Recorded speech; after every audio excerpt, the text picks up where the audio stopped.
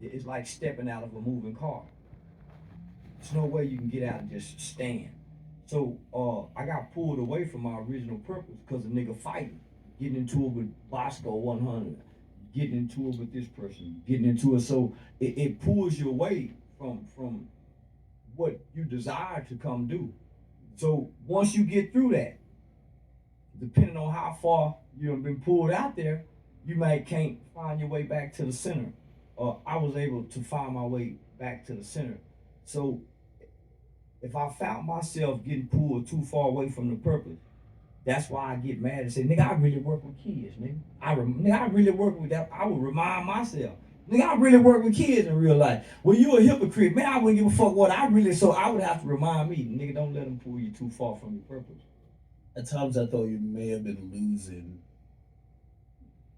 the essence of exactly who I thought you were, but it was from other people. Like for example, O3's manager, Rainwater, right? He was someone who was around you, right? For a year. You know me for 1 year. Okay, and I don't know what that split or rift was, but I looked at that and I'm like, he came out basically saying, man, Charleston failed himself now. Charleston is kind of losing why he set forth on doing what he's doing because the reason he said that is because he called me up one day. Uh, After the FBI came and got all them niggas in Dallas, so all the rappers in Dallas was scared. Rainwater called me up one day and said, "Hey man, I'm in the studio with all the rappers." So he had Bugatti Casino, boy, he had a whole bunch of goddamn number self, boy, he had all them goddamn rappers in the studio. They say, "Hey man, we want to talk to kids." Man, you better not bother me about no motherfucking kids and you ain't serious. Nigga, you call me about talk fucking with kids and you ain't serious, we go fall out. So because that's where my heart is. So them niggas had me set up but I had already had an event. So I said, okay, I got an event at Manor High School in Austin, Texas. 3 hours away. Y'all niggas come on next Friday. So I had 12 or 13 rappers come with me. They had a show in Bronx College Station, so they met me there next morning. Show up at the school. We talk to the kids. I do a book challenge, right? So I challenge kids to read this book called The New Jim Crow by Michelle Alexander. It breaks down the school to prison pipeline, the 1 and 3 statistical data and all that. So you read this book. First place, I give away $1,000. Rainwater agreed to match 1,000. The rapping niggas say they coming back. The kids excited. The teachers happy. When it's time to go back, nigga, I don't hear from nobody. Now, in my mind, nigga, we ain't gonna stand before these kids and say nothing that we ain't gonna do. Homie, when it was time to go back and get the money away, I'm live on Facebook, live on YouTube. Didn't nobody show up. None of them niggas. So I broke bad on all them niggas. So now I'm wrong saying I'm feeling myself. See, you can't, man, I'm gonna keep my word, homie. I'm not, you never heard nobody call me a liar. Never heard nobody say I steal. You never heard nobody say I cheat. You never heard nobody say I fuck them over.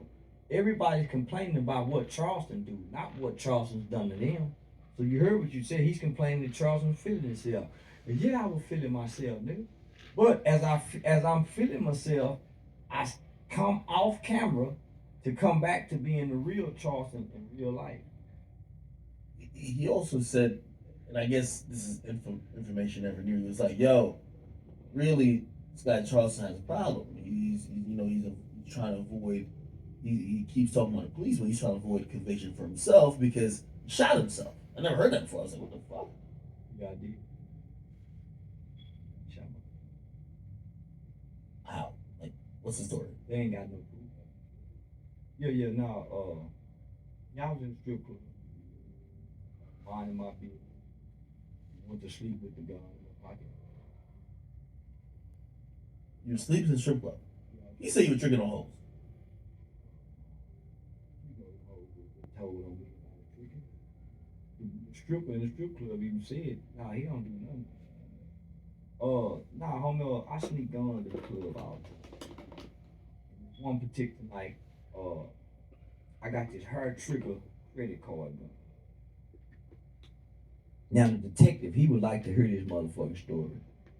Motherfucking police, cause they showed trying to get me for the shooting. But y'all don't give a damn. So listen, right? Y'all don't give a damn. Yeah, motherfucking Yeah, this detective. nigga's loud. Yeah, motherfucking detective trying to get me bad in the motherfucker for Why? that. Cause you didn't shoot nobody. You can't shoot no gun in the club. It's against the law. Oh. Well, the 50-50 rule, guns and alcohol. That's why they got you can't take no gun where they serve alcohol.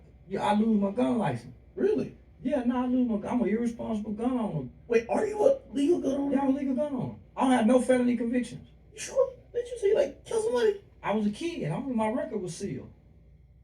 So you can legally own a gun? I legally buy them, go online. Listen, every gun I buy, I go live as I'm purchasing legally.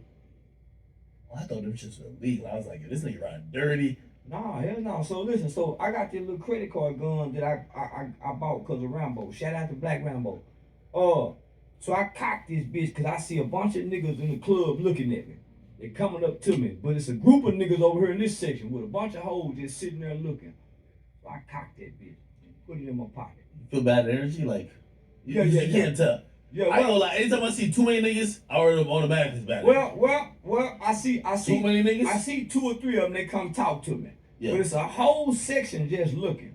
Looking at you. But I cock it because it's my normal little spot. I go here all the time. Are you by yourself? Yeah, I'm by myself. Why you by yourself?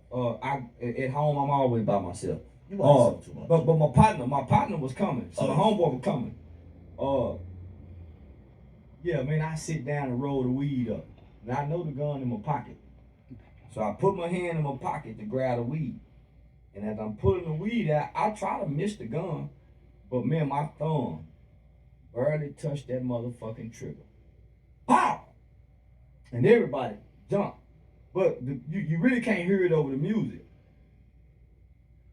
I sat there. Because I was in shock. Yeah, I went in shock. You bleeding though? I went in shock. Yeah, I went in shock first. Because I conferred with one, nigga. You feel it? Yeah, let me explain, huh? I went in shock because I fuck with a lot of guns. I shoot guns a lot. In my mind, nigga, I can't believe this motherfucking gun just went off in the club. So I went in shock. I initially look around to see who hit. Because I'm thinking, I'm gun safety, homie, and I know I done fucked up. But my leg numb. My partner, he had just walked in. Don't nobody know nothing, homie. I'm sitting there in shock. So they trying to look at my leg. I feel the blood running down. That's when I start panicking. So listen, don't nobody know nothing. We got bottles. I just walked in, got a bottle. So we got bottles they just brought. Nigga, money on the floor. Nigga just get up and walk out. Don't nobody know nothing. Didn't see. That's why there's no footage of it. You in limp? Like, you're in pain though. Like, I'm in shock. Oh, nigga, I'm in shock. That bitch. So it went in this way and came out this way. So here go the out hole right here. Mm-hmm. So went in back here, came out here. So listen, I'm in shock. Nigga, I don't know what to feel. You went through any bones or no? No, I went through flesh. So nigga, I'm in shock when I felt the blood running down and I had on white sneakers. So I started panicking once I felt the blood. But I know, homie, that's how you fuck up panicking. So I walked. And I ease on up out of there. The security guard, nigga, fuck with me. So everybody know me at the club. The managers, everybody.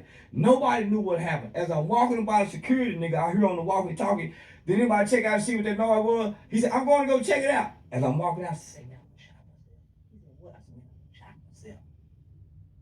We ease on out. When I got to the car, I was in pain like a motherfucker. Boy, all that pain hit.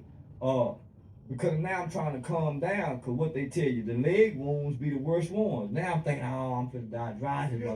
Man, get to the hospital.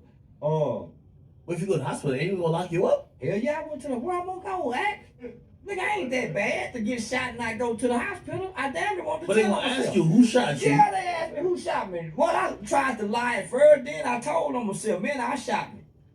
You told yourself? Yeah, man. If I tell on you, you think I'm gonna tell on me? I'm gonna tell on the nigga who shot me. Whoever shot me, I'm gonna tell whoever shot me. I shot me. How you shot me, man? I was in an apartment complex. You were? Well, homie, they can't make me talk. They can't make the victim talk. I'm the victim. I ain't got to point nobody out. So they threatened me with jail, but I knew I couldn't go to jail, homie. So I think I had a show or something. I had to leave and go out of town. So when I come out of town, now I got the detectives on me. Yeah, now I got the detectives on me. They just called and told me, hey, Charleston, where you at? Fuck you mean where I'm at? I know that's the question to go to jail.